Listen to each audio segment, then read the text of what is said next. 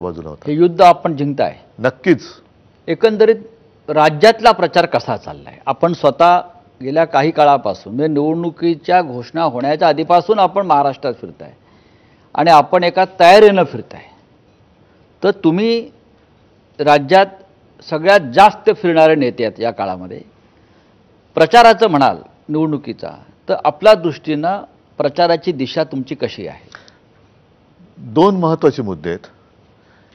एक म्हणजे साहजिकच आहे, गेल्या 10 वर्षात मी मुद्दामून मोदी सरकार आता उल्लेख करतो, कारण मला मोदी सरकार नकोय, मला भारत सरकार पाहिजे। पण मोदी सरकारच्या थापा या उघड झालेल्या आहेत। आता मी भाषणातले मुद्दे काही इकडे मांडत नाही, पण त्यांनी 2014 साली, म्हणून मी या सरकारला गजनी सरकार म्हणतो। 14 साली ते जे काय बोलले ते 19 साली त्यांना आठवत नव्हतं। 19 साली काय बोलले ते आत्ता आठवत नाहीये। आज काय बोलतात ते उद्या आठवणार नाहीये। आणि त्यांना असं वाटतं की त्यांच्या स्मरणशक्तीवरती जरी परिणाम झाला असला म्हणजेच जनतेच्या झाले, असं नाहीये। कारण जनता 2 वेळेला म्हणजे 10 वर्ष ही मूर्ख बनली।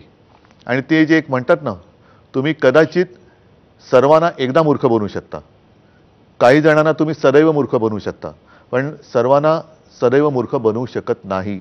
आता जनता पेटलेली आहे, जनता उठलेली आहे।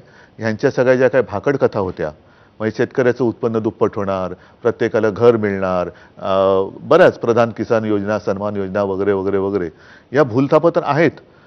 त्याचबरोबरीने भ्रष्टाचारानं एकत्र घेत आहेत, हे पक्ष फोडत आहेत। ही गद्दारी महाराष्ट्र कधी सहन नाही करत।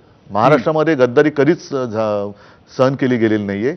आणि मागे मला वाटतं मी धाराशिवच्या सभेत होतो तेव्हा तिथले आपले खासदार आहेत ओमराजे, त्यांनी एक अतिशय चांगलं उदाहरण दिलं की आता 300-400 वर्ष झाली, किती झाली असतील, पण अजूनही खंडोजी खोपडे यांच्याबद्दल आपण खंडोजी खोपडे म्हटल्यानंतर काय म्हणतो? गद्दार। पण बाजीप्रभू देशपांडे, तानाजी मालुसरे, कान्होजी जेरे हे म्हटलं की हे कट्टर सैनिक।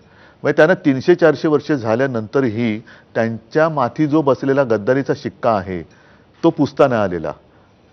तर या भेकडांची काय अवस्था आहे? हा जो भेकड किंवा गद्दार हा विषय जो आहे महाराष्ट्रात गेल्या 2 वर्षापासून चाललेला, हा जनतेमध्ये पोचलेला